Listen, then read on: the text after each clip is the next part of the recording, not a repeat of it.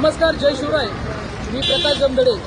आता तुम्ही जो व्हिडिओ पाहिलाय तो व्हिडिओ फक्त तेवढासा नाहीये. त्याच्या अगोदर साधारणतः 2-3 मिनिटं धपाधप एक 3-4 मुलं मिळून एका मुलावरती हल्ला करत होते. कानाखाली, डोक्यावरती, पाठीत त्याला मारत होते. मला जेवढा व्हिडिओ कॅच करता आला तेवढा मी केला, परंतु ही अतिशय दुर्दैवी गोष्ट आहे. शाळेच्या हे बीजीएस कॉलेज आहे, इथं असं जीएसपीएम आहे, रायसोनी आहे, मोजा आहे. कॉलेजच्या भोवती साधारणतः 10 ते 12, 11 ते 12 ते 1च्या दरम्यान मोठ्या प्रमाणात कॉलेजच्या गेटवरती गर्दी जमा होती आणि मुलांमध्ये गुंडगिरी वाढत चाललेली आहे, ग्रुपिंग वाढत चालली आहे. ते एकमेकाला हल्ला करतायत, मारतायत. आज एक मुलगा मध्ये 2 बाजूनी 2 गाड्या आणि त्याच्यावरती ठोके टाकतायत. हे अतिशय निषेधार्ह आहे. पोलीस प्रशासनाचं याकडे बिलकुल लक्ष नाहीये. मी यापूर्वी 8 दिवसापूर्वी देखील पोलीस प्रशासनाला विनंती केली होती की या ठिकाणी तुम्ही या ठिकाणी शाळा कॉलेज सुटण्याच्या वेळेस पोलीस प्रशासनाची सिक्युरिटीची खऱ्या अर्थाने गरज आहे. पोलीस प्रशासनाची गरज आता या ठिकाणी प्रत्येक कॉलेजच्या गेट भरती झालेली आहे.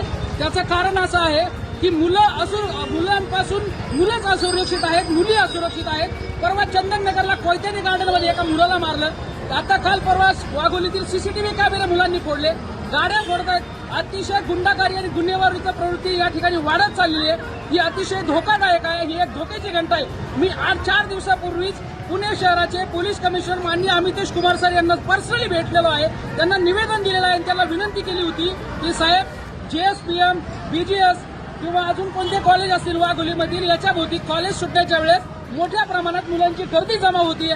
ते मुलं मोठ्या प्रमाणात आपापसात भांडण करतायत. उद्या याच्यामध्ये गँगवार होऊ शकतो. त्या दिवशी काठ्याने भांडण झाले. आता मी हा काढलेला व्हिडिओ फक्त 16 सेकंदाचा आहे. 2 मिनिटं तो मुलगा मार खात होता. त्याला कळलं की मी व्हिडिओ काढतोय, तेव्हा ते लोक इथून पळाले.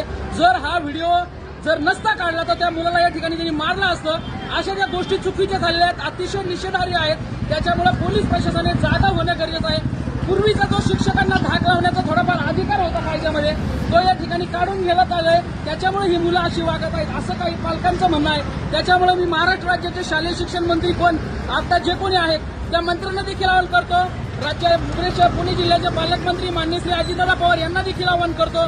राज्याचे मुख्यमंत्री माननीय श्री देवेंद्रजी फडणवीस यांना सुद्धा आवाहन करतो की साहेब, शाळा कॉलेजमध्ये वाढती गुंडगिरी वाढलेली आहे, ती थांबवा. आणि पूर्वीचा जो प्रकार होता की शाळेमध्ये